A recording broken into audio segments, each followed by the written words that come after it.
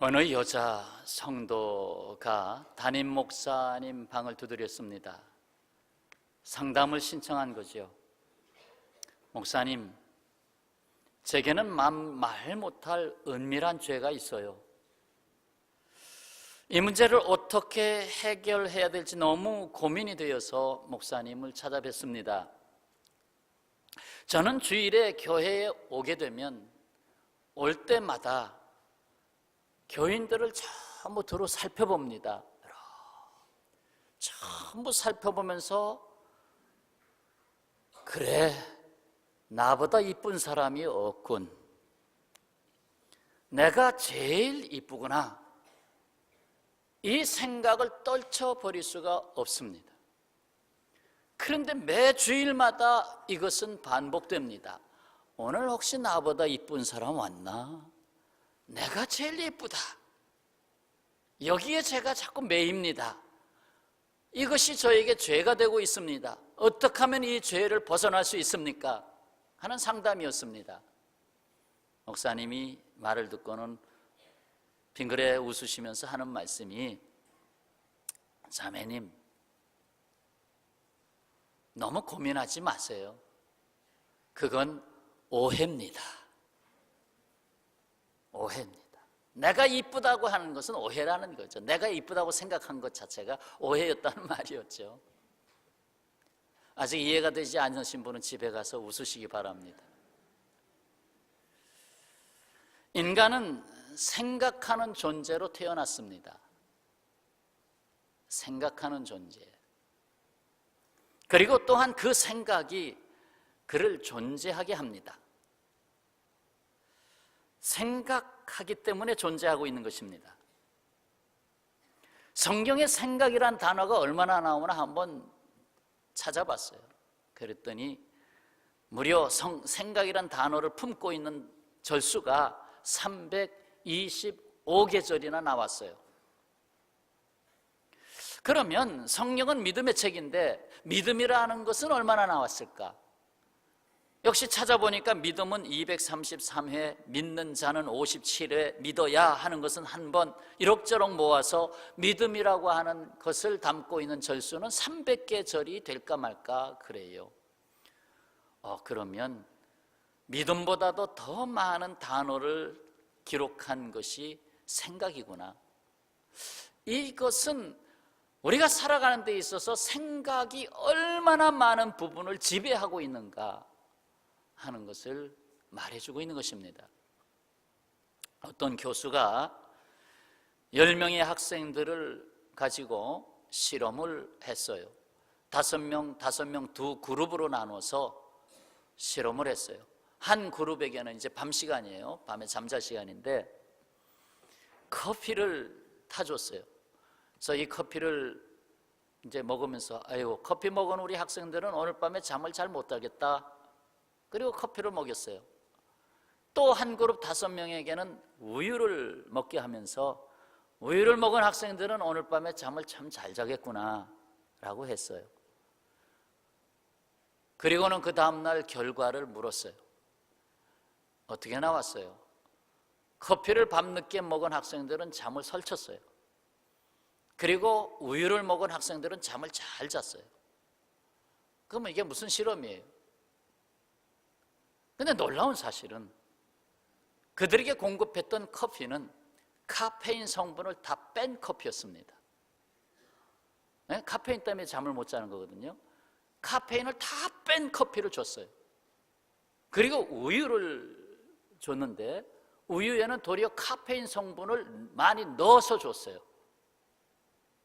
그러면 실험대로 결과가 나오려면 커피 먹은 학생들은 잠을 잘 자야 되고 우유 먹은 학생들은 잠을 못 자야 됩니다.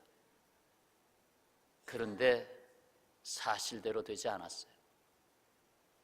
이것은 사람이 사실에 따라 움직여지는 것이 아니라 생각에 따라 움직여진다는 것을 증거하는 실험이었습니다.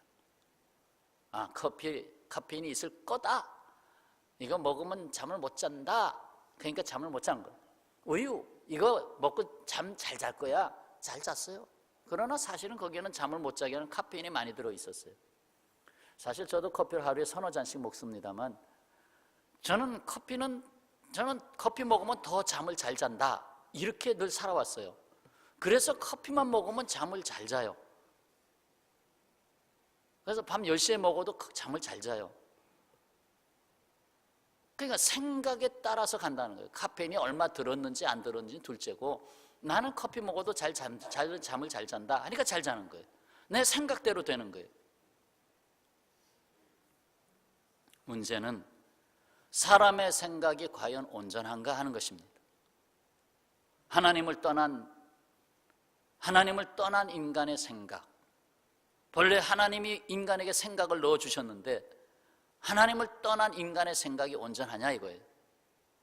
그래서 홍수 심판이 다가오며 노아의 방주를 준비하시게 하실 때에 성경은 그때 당시에 하나님을 떠난 사람들의 상태를 이렇게 한 줄로 요약했어요. 창세기 6장 5절이죠. 여호와께서 사람의 죄악이 세상에 가득함과 그의 마음으로 생각하는 모든 계획이 항상 악할 뿐임을 보셨다. 그 생각이 항상 악한 것을 보셨다. 생각을 보셨다. 어쩌면 그게 중요하게, 생각이 그렇게 중요합니까? 생각을 보셨다. 신약으로 가볼까요? 하루는 예수께서 십자가 지실 때가 가까이 옴을 아시고 예루살렘으로 올라가자. 예루살렘으로 가면 고난을 당할 것이고 죽임을 당하리라. 이 말을 제자들에게 하자 제자들이 벌쩍 뛰었죠. 그 중에 베드로가 무슨 말씀이냐고, 그런 일이 절대로 일어날 수가 없습니다. 항변을 했어요. 일어날 수 없는 일을 왜 얘기하십니까? 그때에 예수께서 베드로에게 아주 심한 말을 하지 않았어요? 뭐라고? 사탄아, 내 뒤로 물러가라. 네가 하나님의 일을 생각지 아니하고 사람의 일을 생각하는도다. 하나님의 생각을 갖지 아니하고 사람의 생각을 갖고 있다. 3년 동안이나 예수님과 함께 훈련을 받은 제자지만 너 여전히 사람의 생각에 매여 있다는 거예요. 사람의 생각에서 하나님의 생각으로 전환을 이루게 된 사도 바울, 그가 이렇게 말합니다. 육신의 생각은 사망이요 영의 생각은 생명과 평안이라. 위의 것을 생각하고 땅의 것을 생각하지 말라. 성도 여러분, 우리의 생각을 바르게 인도하시고 지켜주시는 분이 계셔요. 누구세요? 하나님 아니에요? 내가 인간의 생각에 머물러 있지 아니하고 하나님이 나에게 생각을 넣어주신 그것으로 다시 돌아가서 결국 하나님의 생각으로 내 안에 가득 들어오게 하시도록 인도하시는 분 하나님이시잖아요. 빌립보서 4장 6절 7절 아무것도 염려하지 말고, 염려는 메림나오란 뜻이에요. 나누어진다는 거예요. 나누어진다. 둘로 나누어진다. 나의 생각에 막 쪼개져서 막 갈팡질팡하는 거예요. 아무것도 염려하지 말고 다만 모든 일에 기도와 간구로 너의 구할 것을 감사함으로 하나님께 아뢰라. 너의 생각의 방향은 하나님이다. 하나님께 아뢰라. 그리하면 모든 지각에 뛰어난 하나님의 평강이 그리스도 예수 안에서 너의 마음과 생각을 지켜주시리라. 마음과 생각을 지켜주신다. 그렇습니다. 자, 그러면 어떻게 사람의 생각이 하나님의 생각으로 바뀔 수가 있겠는가? 어떻게 바뀌기를 원하십니까? 사람의 생각, 나의 생각이 최대한 하나님의 생각으로 가득 차시기를 원하십니까? 아니면 하나님의 생각이 내 안에 들어오기를 두려워하십니까? 자, 몇 가지 원리를 말씀드리겠습니다. 인간은 하나님의 피조물이기 때문에 하나님의 생각이 들어와야 되죠. 그래서 첫 번째, 하나님의 말씀으로 생각을 바꾸십니다. 하나님의 말씀이 나의 생각을 바꿉니다. 생각의 사전적 의미는 이렇습니다. 생각은 결론을 얻으려는 관념의 과정이다. 결국 결론적으로 가고자 하는 여러 가지 관념들이 얽히고 설켜서 결국 결론적으로 가고 있는 과정이 생각이다. 좀 어렵죠. 좀 다른 말로 표현해서 목표에 이르는 방법을 찾으려고 하는 정신 활동이다. 그러니까 생각은 왜 생각하느냐? 어떤 목표를 향하고 있는 건 분명해요. 난 돈을 벌어야 되겠다. 그럼 모든 생각이 돈 그쪽 방향으로 가 있잖아요. 나는 이번에 합격을 해야 된다. 나는 이번에 수시에 좋은 성적을 내야 되겠다. 모든 생각이 거기 가 있는 거예요. 오늘 주일이지만 안 된다. 오늘은 참고서를 독파해야 돼. 모든 생각이 거기에 매여가지고 모든 행동이 나오는 거 아닙니까? 1차 그 생각이라는 걸 다른 단어로 사상, 사유 또는 의식이라는 단어도 사용할 수 있습니다. 그래서 1차 의식이 있는데 이것은 동물의 의식 수준을 말합니다. 고양이가 갖고 있는, 개가 갖고 있는 의식 수준, 그게 1차 의식이에요. 그런데 이에 대하여 고차원적 의식이 있어요. 고차원적 의식에는 뭐가 큰 차이가 있느냐? 풍부한 언어가 들어감으로 인해서 고차원적 의식이 형성됩니다. 동물의 세계를 보면 언어가 별로 없어요. 막 히히히 오오오 이게 언어잖아요. 의성어. 근데 인간은 분명히 철자를 사용하여서 쓸 수 있는 언어. 그래서 사람들은 대개 5만 단어 정도로 구사할 수 있잖아요. 5만 단어 엄청난 숫자지요. 그런데 동물은 기껏해야 의성어로서 뭐 대여섯 개, 많아야 수십 개 정도의 그냥 의성어로서 꼬끼요 뭐 이러다가 꼬꼬꼬꼬꼬꼬 이게 하나의 그 언어잖아요. 근데 사람은 그게 아니잖아요. 그래서 사람에게는 하나님께서 언어를 주셨어요. 그래서 구조적으로 언어, 말을 할 수 있도록 혀를 그렇게 만드셨어요. 구강을 그렇게 만드셨어요. 오직 인간에게만 수만 단어를 묘사하고 그것을 문장으로 만들 수 있는 것을 인간에게만 주셨어요. 그래서 인간은 동물로부터 진화될 수 없는 존재입니다. 절대로 동물이 인간이 될 수가 없어요. 언어학적으로 그래요. 언어는 인간에게만 주신 거예요.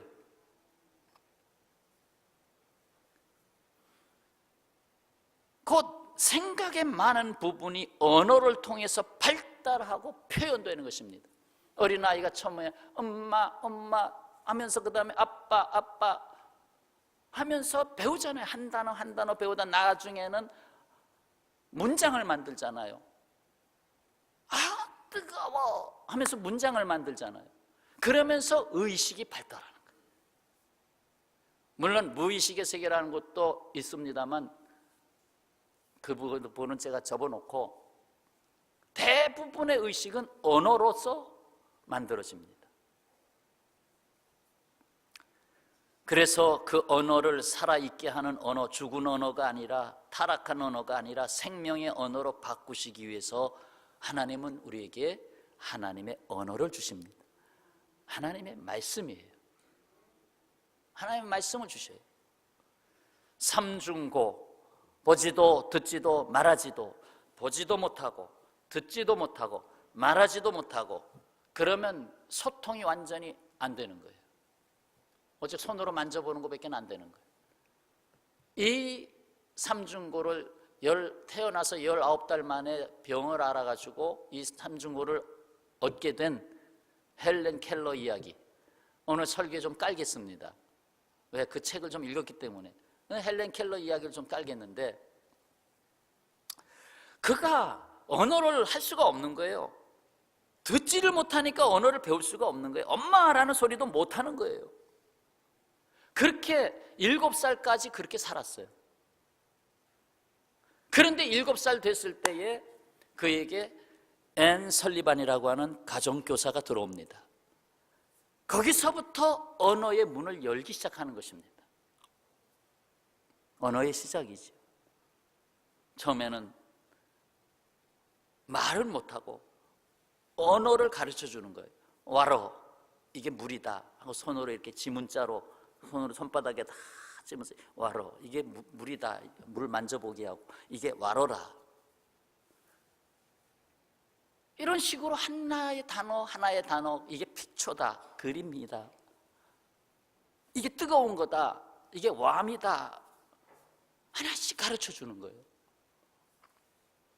그러다가 3년이 지나서 10살 될 때에 비로소 문자로 쓰던 와러가 입에서 와러 하고 나오게 됩니다.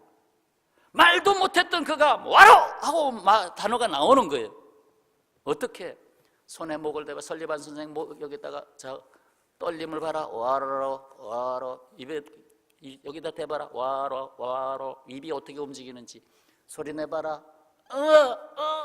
아니고 아니고 그러다가 오케이 하면서 그래 그 다음에 와로 하면서 그 와로라고 하는 소리를 처음으로 낸 것이 10살 때였습니다. 그리고 나서 카드를 갖다 놓고 이제 문장을 맞춰가는 것을 문장을 만들는 훈련을 해서 최초의 문장을 만들어낸 게 It is warm. It is warm. It is warm. 날씨가 따뜻해. 어느 따뜻한 날씨네. It is warm. 그게 최초의 문장이었어요. 제가 이 말씀을 드리는 것은 창문에 갇혀 살았던 그가 언어가 들어오면서 비로소 책을 읽어가기 시작하는데 세익스피어 전집 다 읽었죠. 동화 작품집 노트담의 꼽추 이런 거 다 읽었죠. 성경 전서 다 읽었죠. 역사책, 영국사, 미국사, 역사책 다 읽었죠.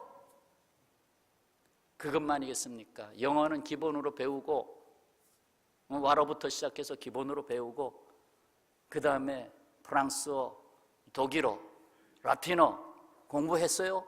대학 들어갔어요. 졸업했어요. 그리고 사회운동했어요. 여성 지도자로서. 그리고 대통령도 만나고 엄청난 일을 했어요. 건강한 사람도 못하는 것을 언어가 그를 깨웠어요. 그 언어에는 생명의 언어, 사랑의 언어가 들어갔기 때문에 그래요. 바로 여기에는 설리반 선생이 있는데 여러분 헬렌 켈러가 훌륭한 것이 아니라 설리반이 훌륭한 거예요. 그런데 설리반이 훌륭한 것이 아니라 설리반을 깨운 간호사 로라가 훌륭한 거예요. 무슨 얘기냐? 앤 설리반이 어렸을 때에 불행한 가정에서 살았어요. 아버지는 지독한 알코올 중독자였고 이루 말할 수 없는 가정의 피폐 속에서 병들고 눈이 멀었어요.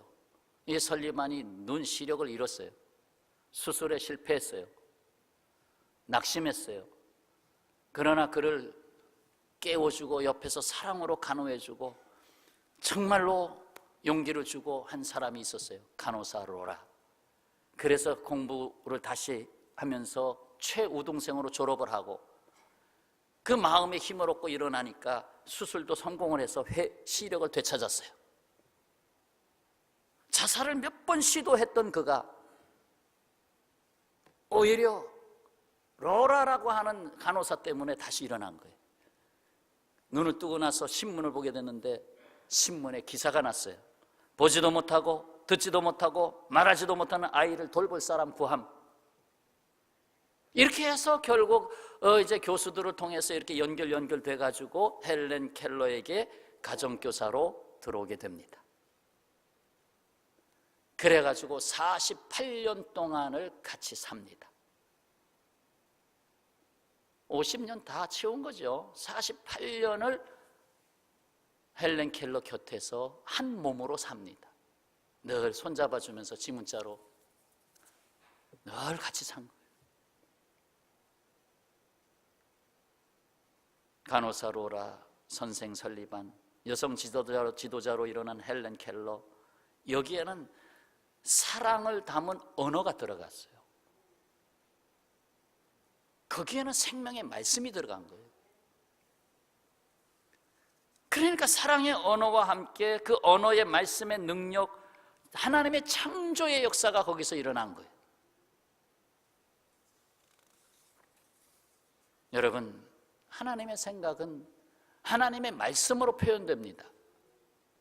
곧 하나님의 말씀으로 이 세상 창조하셨잖아요. 빛이 있으라 함에 빛이 있었고, 이 땅에는, 이 바닷속에는 물고기로 채우라 함에 채워졌고, 말씀의 역사로 됐잖아요. 또 구주 예수께서 말씀으로 이 땅에 오셨잖아요. 그리고 이 시간에도 우리의 생각 속에 하나님의 말씀이 임하잖아요. 하나님께서 보내시는 말씀은 헛수고를 할 수 없습니다. 이사야서 55장 11절, 오늘 본문 말씀 11절, 내 입에서 나가는 말도 이와 같이 헛되이 내게로 되돌아오지 아니하고 나의 기뻐하는 뜻을 뭐해요? 이루며, 결국 하나님이 기뻐하시는 그 생각을 이루며 내가 보낸 일에 형통함이니라. 말씀이 그 일을 한다 이거죠. 동물에게 말씀이 들어갑니까? 오직 인간에게만 들어가는 말씀. 요한복음 15장 7절에 예수께서 이르십니다. 너희가 내 안에 거하고 내 말이 너희 안에 거하면 무엇이든지 원하는 대로 구하라. 그리하면 이루리라. 아멘. 참 놀라운 스파크가 일어나요. 내 말이 너희 안에 거하면, 곧 하나님의 언어가 나의 생각 안에 머물게 되면 무엇이든지 원하는 대로 구하라. 그 무엇이든지라고 하면 거기는 하나님의 생각이 들어가잖아요. 하나님의 생각을 담보로 해서 구하면 이루리라. 하나님께서 이루리라. 하나님의 생각이 동원될 때에 거기에 비로소 형통함이 있는 거예요. 내 생각대로 척척척 되는 것이 형통한 것이 아니라 하나님의 생각이 되어지는 것이 형통한 것이라 이 말입니다. 내 인생이 과연 형통한 인생을 살았느냐? 뭘 보고 말하겠느냐? 내 생각대로 된 거냐? 하나님의 생각대로 된 거냐 하는 거예요. 세계적인 복음 전도자 무디가 어렸을 때의 그림자에 대한 경험을 하죠. 저 그림자 내가 잡아볼까? 내 그림자인데 네가 나보다 앞서가? 하고 막 달려가서 그림자를 잡아보려고 하면 저만큼 또 가고 못 잡았죠. 그러다가 뒤로 돌아서니까 그림자? 내 밑에 있네? 내가 잡았네?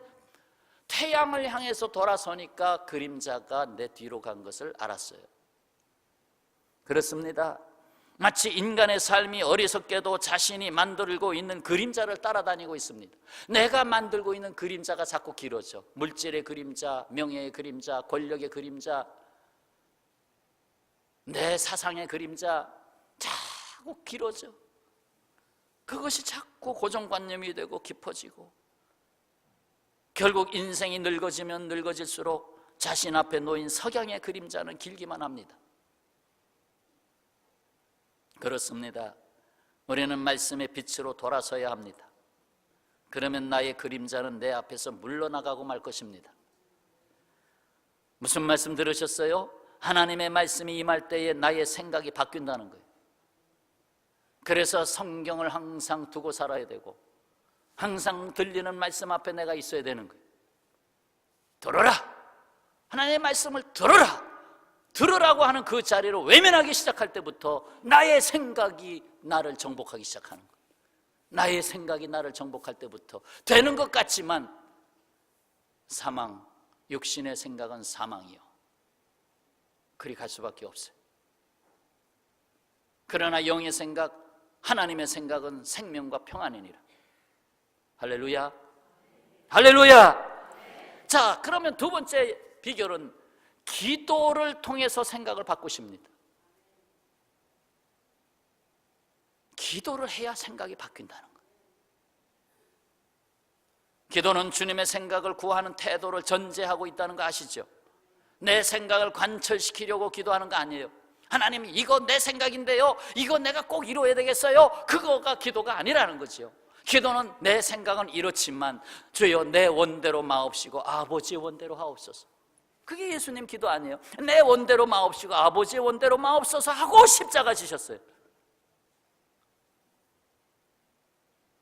내 생각 내려놓고 하나님의 생각을 구함으로 내가 생각하는 것이 바른 방향으로 가고 있는 것을 깨닫고 하나님의 생각에 순종함으로 그 기도가 비로소 결말을 짓게 되는 것입니다. 보세요, 내 생각과 하나님의 생각은 같아요, 달라요? 물론 점점점 같아져야죠. 그러나 전제되는 사실은 달라요. 내 생각과 하나님의 생각은 수준의 차이가 있어요. 그것이 오늘 본문 8절과 9절 아닙니까?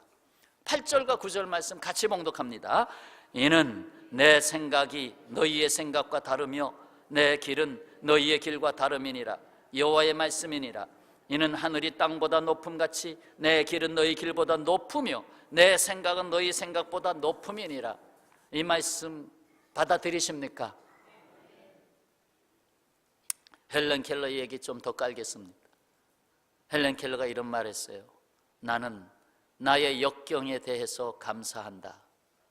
왜냐하면 나는 역경 때문에 나 자신, 나의 일, 그리고 나의 하나님을 발견했기 때문이다. 그 삼중고의 역경이 결국은 나의 하나님을 발견하게 하는 길목이 됐다는 거예요. 또 말합니다. 행복의 한쪽 문이 닫히면 다른 쪽 문이 열린다. 그러나 흔히 우리는 닫힌 문을 오랫동안 보기 때문에 우리를 위해 열려있는 문을 보지 못한다. 이것은 누가 내 치즈를 옮겼을까 하는 그 책에서도 나오는 주제죠.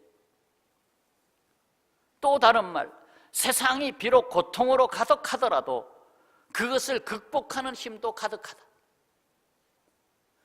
고통이 가득한 것만큼 그것을 극복할 수 있는 힘도 가득하다. 그렇습니다. 우리의 생각을 주님 앞에 내려놓아야 하는 이유를 바울은 이렇게 전하고 있습니다. 에베소서 3장 20절, 우리 가운데서 역사하시는 능력대로 우리가 구하거나 생각하는 모든 것에 더 넘치도록, 구하는 것이나 생각하는 것에 더 넘치도록 능히 하실 이에게 우리 인생을 맡기고 있다는 거예요. 능히 하실 이에게. 사랑하는 여러분, 그분께 구하지 않으시겠습니까? 여전히 내 생각이 옳다라고 붙잡고 가시겠습니까? 얼마 남지 않은 나의 인생의 남은 세월, 그래도 하나님의 생각을 더 구해보시겠습니까? 더 성경을 펴고 말씀에서 내게 주시는 음성을 듣기를 소원하시겠습니까? 기도는 내 생각을 하나님의 생각으로 바꿉니다. 이건 저도 마찬가지. 저도 하나님의 생각을 늘 구해야 돼요. 왜? 아직 살아있으니까. 죽을 때까지는 내가 내 생각대로 또 이렇게 삐딱하게 나가면 안 되니까 하나님의 생각에 이끌림 받아야 되니까 끊임없이 엎드릴 수밖에 없는 거예요. 자, 끝으로 세 번째, 예배를 통해서 생각을 바꾸십니다. 예배는 나의 모든 생각을 사로잡아 주님께 올인 하는 시간입니다. 고린도후서 10장 5절, 하나님 아는 것을 대적하여 높아진 것을 다 무너뜨리고, 하나님보다 내가 높아졌어요. 하나님 없이도 내가 살 만큼 됐어요. 이 정도면 됐다. 굳이 주일마다 교회 가야 되느냐? 됐다. 그것을 다 무너뜨리고 모든 생각을 사로잡아 그리스도에게 복종하게 하니, 나의 모든 생각을 사로잡아 그리스도께 복종하게. 그게 예배의 태도예요. 예배 시간에 나왔어요. 주여, 나의 모든 생각, 복잡한 생각들 많이 있어요. 다 사로잡아서 주여 받으시옵소서. 주님께서 보수해 주옵소서, 고쳐 주옵소서. 예배는 나를 거듭나게 하신 예수님을 깊이 생각하며 경배하는 시간입니다. 히브리서 3장 1절에 그러므로 함께 하늘의 부르심을 받은 거룩한 형제들아, 곧 성도들아, 우리가 믿는 도리의 사도이시며 대제사장이신 예수를 깊이 생각하라. 예수를 깊이 생각하라. 어때요? 깊이 생각할 시간이 있으세요? 아마 예배 자리까지 이른다면 예수님 생각할 시간이 있겠어요? 매일같이 바쁜데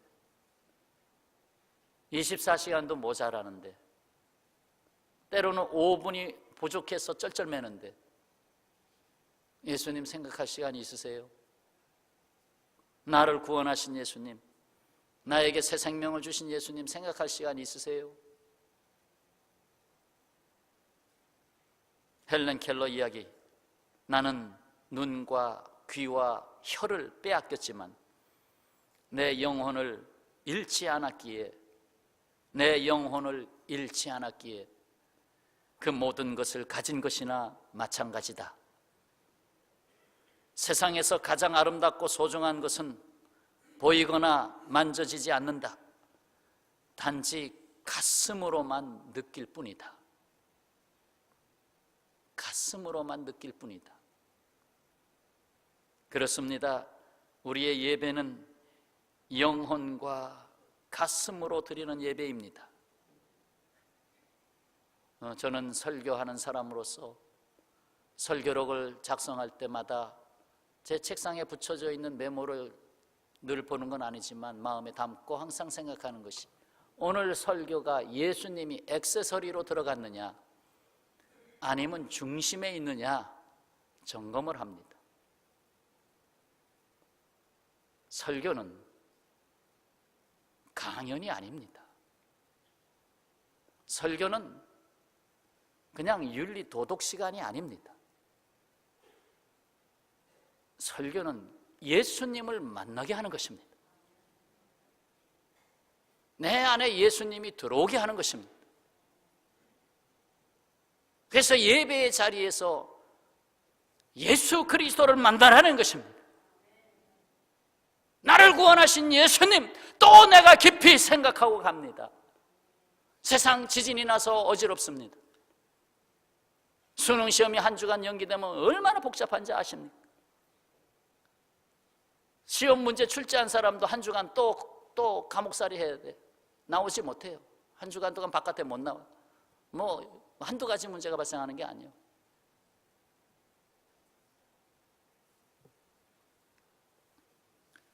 예수를 깊이 생각하라. 예수님의 생각이 나를 다스리시도록. 하나님은 내 생각을 내려놓고 하나님의 생각에 순종하는 자를 값지게 하십니다. 이사야서 오늘 본문 55장 13절 말씀이 그 복을 말씀하고 있습니다. 하나님의 생각에 따르는 자에게 주신 복이에요. 13절 다 같이 읽겠습니다. 잣나무는 가시나무를 대신하여 나며 화석류는 찔레를 대신하여 날 것이라. 이것이 여호와의 기념이 되며 영영한 표징이 되어 끊어지지 아니하리라. 아멘. 이 은혜가 끊어지지 아니하리라. 가시나무 같은 삶, 이거 참 비유잖아요. 가시나무 같은 삶, 맨날 찔리고 찌르고 서로 경쟁하며 가시나무같이 같이 살라고 하면 서로 찌르고, 아이 나 혼자 살아. 그게 가시나무의 삶이에요.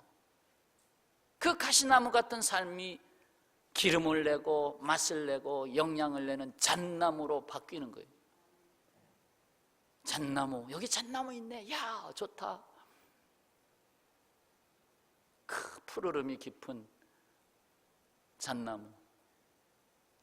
그리고 또 뭡니까? 찔레는 화석류가 대신할 것이다. 찔레 역시 가시. 별로 그렇게 그나마 찔레꽃도 꽃이라고 하지만 장미꽃보다 못하지요. 그냥 어쩔 수 없이 한 구덩이에서 자기의 존재를 이어가는 찔레, 마지못해서 살아가는 찔레, 그 삶이 아니라 화석류로 대신할 거다. 화석류 사진 한번 보세요. 이 화석류는 사철나무 비슷한 이파리가 보이죠. 그리고 은매화라는 다른 이름도 갖고 있습니다만, 저거는 향기가 아주 좋은 나무입니다. 그래서 향수를 만드는 데 사용되고요. 저 나무는 차의 원료로도 사용되고요. 더욱 중요한 것은 초막절을 지키게 하실 때 종려나무, 감람나무, 화석류 세 가지를 말씀했습니다. 저것도 종려나무와 감람나무 함께 섞어서 초막을 만들어서 거기에 한 주간 머물러라. 저기서 향이 나오지요. 근데 실제로 쓰질 못했어요. 왜? 저 나무는 귀합니다. 귀해서 그렇게 다들 뭐 잘라다가 할 만큼 그렇게 많은 수량이 아니에요. 무슨 말씀입니까? 한마디로 무가치한 인생을 값어치 있는 삶으로 바꿔주겠다는 거예요. 내 생각대로 살 때에 무가치한 허무함이 다가오지만 하나님의 생각에 붙잡혀 살아가면 가치 있는 삶으로 바꿔주겠다는 거예요. 존귀한 삶으로 바꿔주겠다는 거예요. 그렇습니다. 나의 인생은 하나님의 생각을 이루시는 하나님의 정원입니다. 나는 하나님의 정원이다. 주님 가꾸시옵소서. 주님의 생각대로 심으시고 주님이 원하시는 열매 거두시도록 말씀하시고 나는 하나님의 정원입니다. 생각하시는 하나님이 여러분을 더욱 생각하시기를 주님의 이름으로 축원합니다. 기도하겠습니다.